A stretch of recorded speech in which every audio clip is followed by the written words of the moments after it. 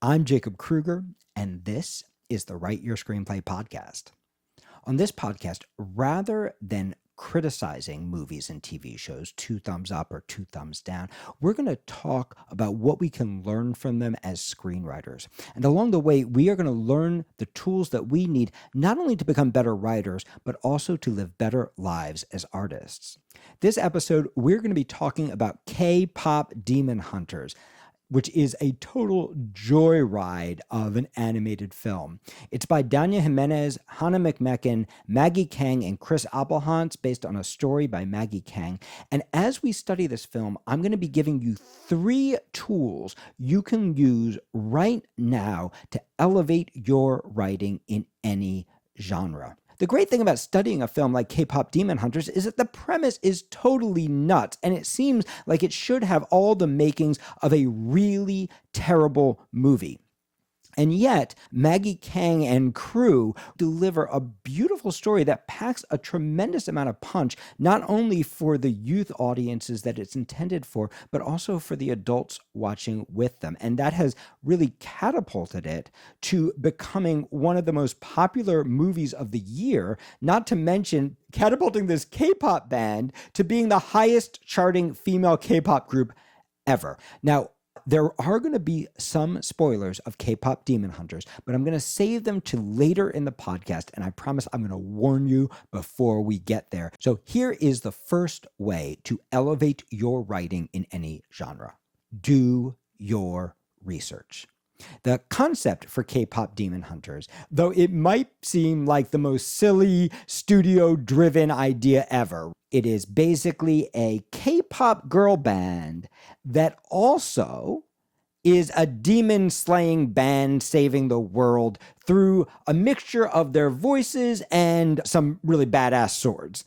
And they, for the safety of the entire world, are going to do K-pop battle with an evil, demon-driven boy band with whom, of course, they're also in love. And all this will culminate in a giant K-pop battle for the future of the world, right? This seems like the dumbest premise ever. But actually, it came from a place really deep in Maggie Kang's heart, right? This was a passion project of hers. And it's important to recognize that a project that seems silly to other people, when it really grows out of you, there's a reason that is driving. But just because you have a silly premise doesn't mean you can treat it in a silly way.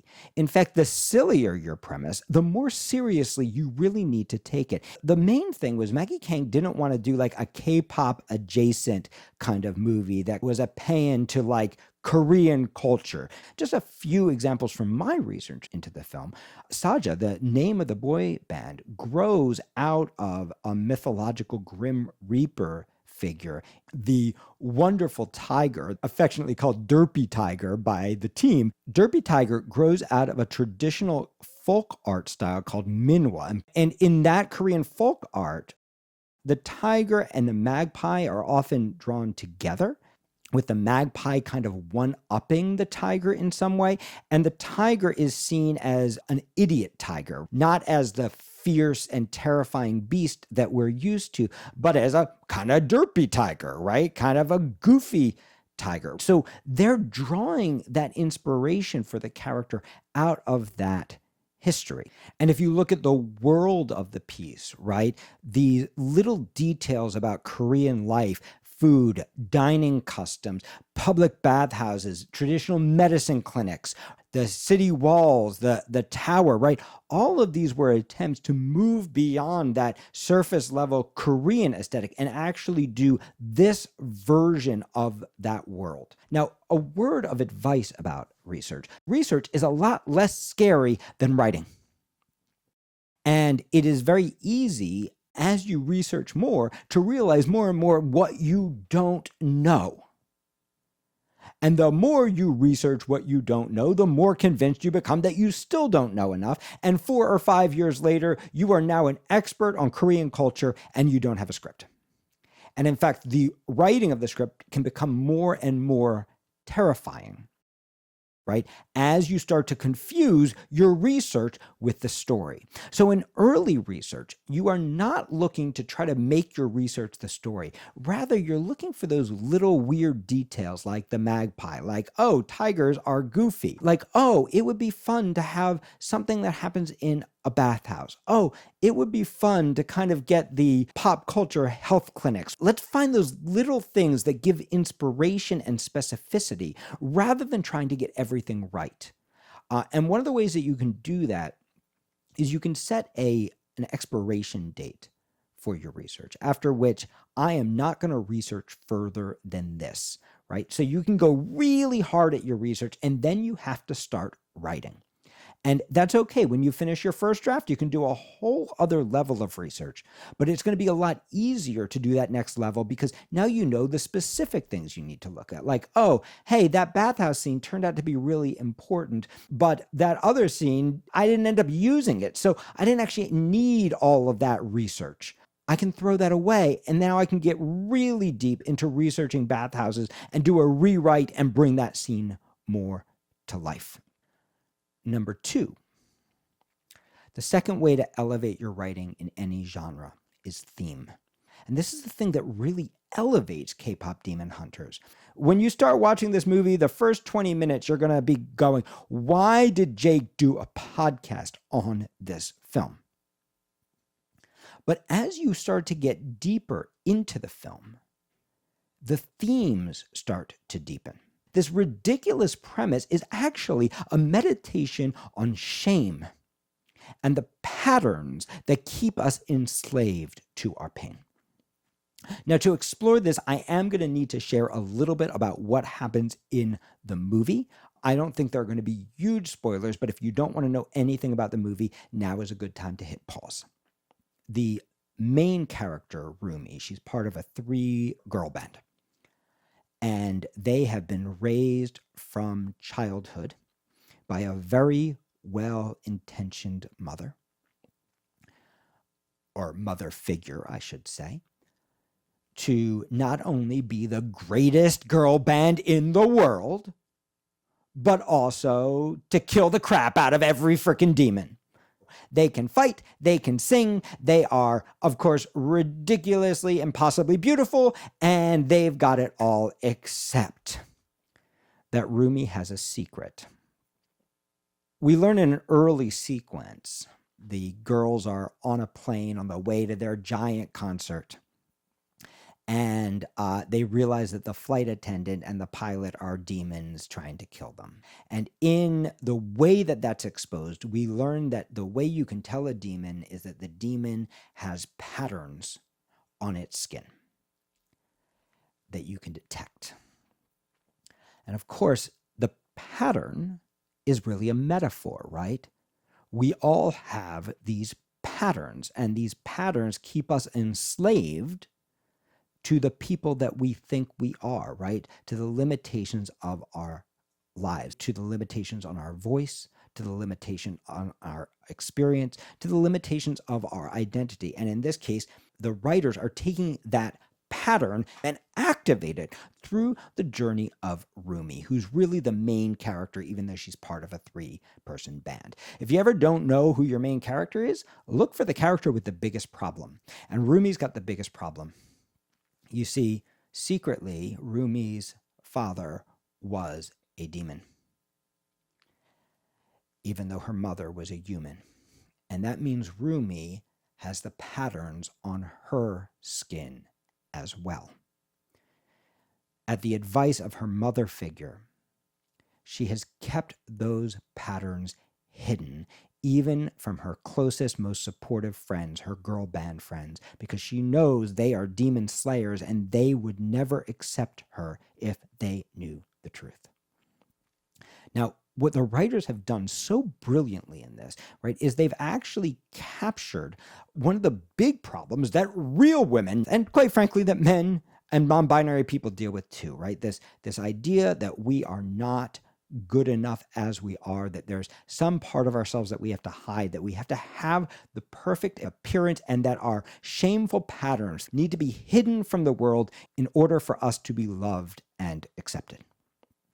And she's even capturing the way that that is passed on from generation to generation, right? Because this is not an evil mother. This is a loving mother figure whose own beliefs about what you can show and what you cannot show are now getting passed on to her daughter.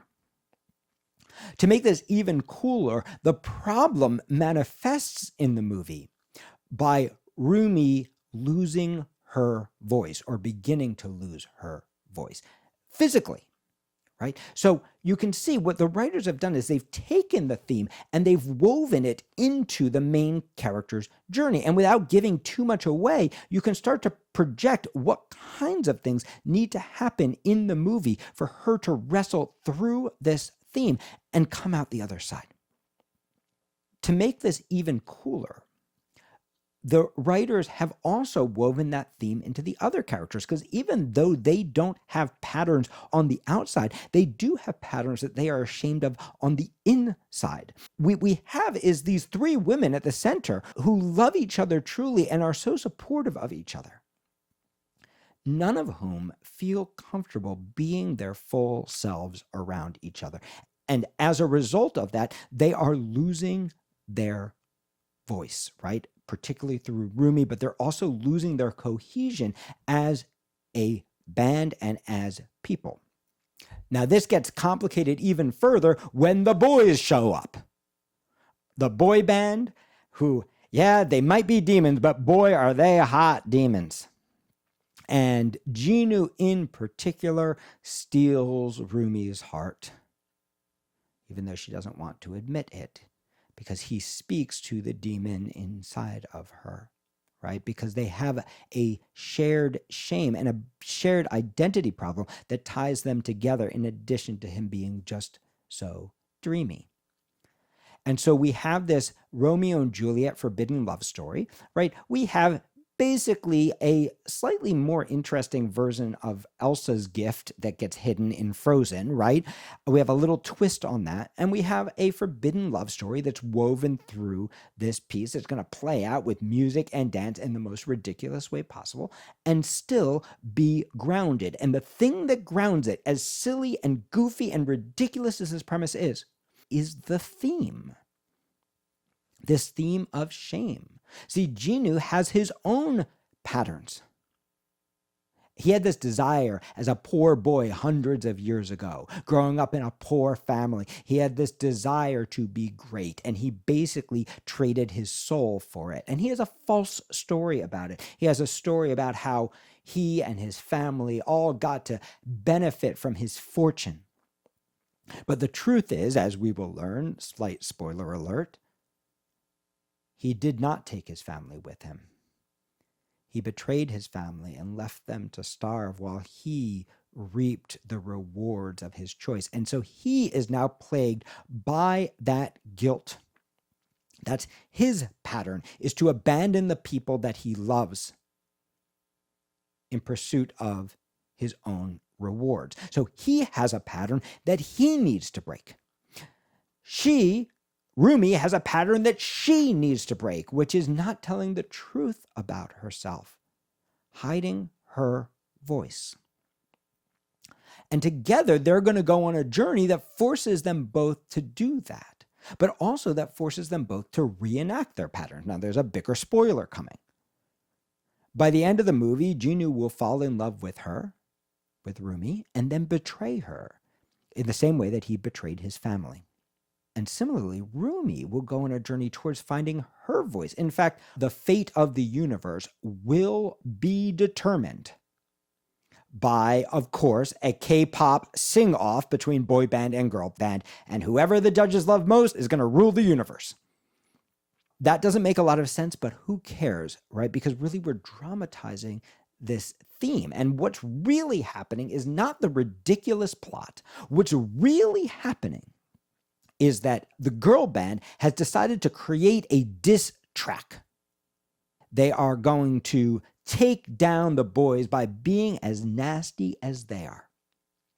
And as they start to work on those lyrics, Rumi is going to start to realize this is not really who she wants to be, that they're becoming like their enemies. And you can see this elevates the writing even further, right? That we can't become demons ourselves in order to defeat the demons, right? So she's starting to find this, but doing so means she has to confront her closest friends. And she does. And she finds her voice. And she convinces them to do the song that is more representative of who they are rather than the diss track.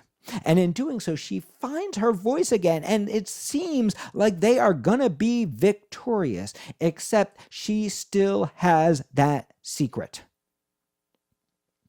She still has not shown her patterns. She's shown a piece of her voice, not all of it. So we get to watch these characters both reenact their old patterns, her showing a little but hiding a lot, him falling in love, caring, loving, but then betraying in pursuit of a higher goal that's selfish for himself. We get to watch them reenact those patterns.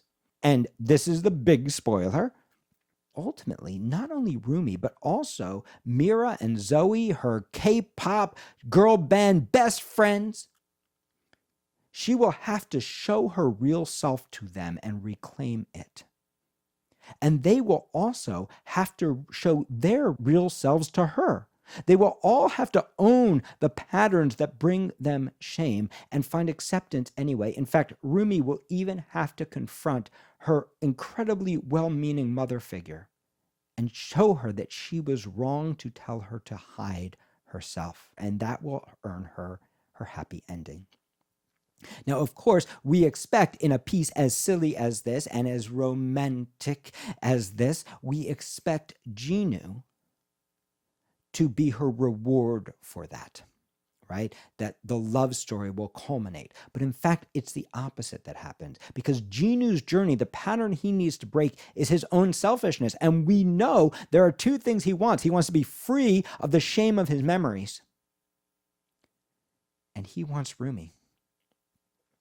And ultimately, what he's going to have to do is make the sacrifice for her that he wasn't willing to make for his family.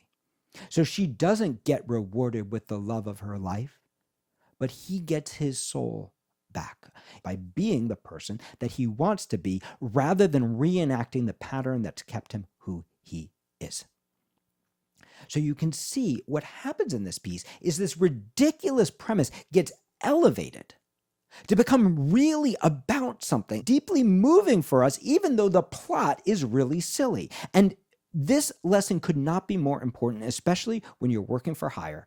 Because let's face it, sometimes you get stuck with this plot that's terrible, and sometimes even in your own writing, you have a crazy idea, or you have a silly idea, or you've got duct tape and chewing gum holding the thing together. And if you look at K-pop Demon Hunters, there is a lot of duct tape and chewing gum there.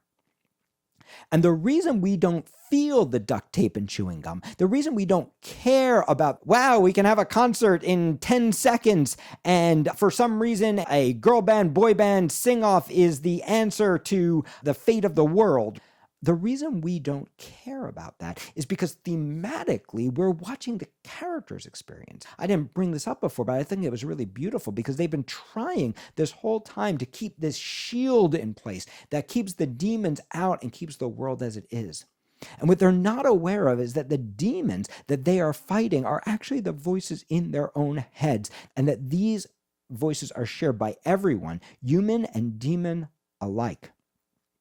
And the reason the voices have power is because they are trying to keep things as they are. All the identity that they are propping up, they need to let it collapse in order to build a new one. So you can see even in the way the world is transformed, that theme again being the thing that bubbles through it. So here's what's really cool. You got a stupid plot, who cares? Some producer gave you a note that makes no sense. Who cares? It's not the plot we're watching anyway. We're watching the journey. We're watching the choices the character makes in relation to the theme. And if you don't know how all these things are going to magically fit together, rest assured, Maggie, Kang, and her team didn't know either. It was the process of writing the piece that allowed them to wrestle with their metaphors, to make sense of the visuals that they were seeing, the choices that they saw the characters making, the research that they found themselves attracted to. That the theme is not something you impose out of your script, and it's not something you're going to understand all at once before you even start writing. Rather, the theme is something that is going to build and evolve and grow in you through the writing process. So number one, do your research. Number two tip to elevate your writing in any genre, let theme transcend the limits of your plot and let it infuse every element from the visuals to your character's journey. Get curious, how might it weave into the next piece, and how might these different threads converge to say something meaningful about the world? The third tip to elevate your writing in any genre, allow your characters to be characters. So this brings us back to Derpy Tiger. So why is Derpy Tiger in this piece?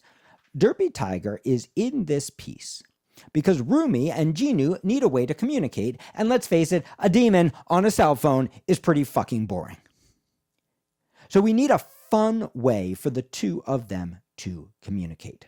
And in lesser hands, Derpy Tiger is a tiger that shows up, drops a letter, she reads the letter, and Derpy Tiger disappears, and he's just a device, and he's flat. What Maggie Kang did and her team of writers did is so much more interesting than this. Derpy Tiger shows up, and he knocks over a pot of flowers. And the screenwriters spend a full 34 seconds, which is literally a lifetime of screen time. That's a half a page in a screenplay. They spend 34 seconds just watching the tiger knock over and then try to set back aright this little pot of flowers. Knocks it over, sets it back upright. Knocks it over, sets it back upright. Knocks it over. It just keeps falling over. And then finally, Rumi sets the pot of flowers upright, and the cat accidentally knocks it over again, and Rumi goes, "It's okay, just leave it." What's so brilliant about this scene is in lesser hands, just a plot device to move the story forward. And it's not really very interesting. There's no conflict. There's nothing really happening. It's literally, here's a note. Did you get the note? Are you going to go meet with Jinu? But by remembering that, what kind of tiger is this tiger? This is Derpy Tiger. And where did it come from? It came from the research that in this historical folklore, number one, a tiger appears with a magpie. And if you watch the beginning of that clip, there's really cool magpie stuff going on too. Tiger appears with a magpie. The magpie tries to one-up the tiger. In fact, we'll even find that the little hat the magpie wears is actually Derpy Tiger's hat that it's taken, right? Which is just a little nod to that little tiny bit of research of like, hey, the magpie is actually the alpha in this situation. And that the tigers, as depicted in Korean folk art, were idiot tigers, not badass tigers. So we get this wonderful version of the idiot tiger, right? Rather than showing up to deliver the information, this tiger shows up. The writer looks around the room, notices what is there, and sees a flower pot and goes, how can the character be Derpy?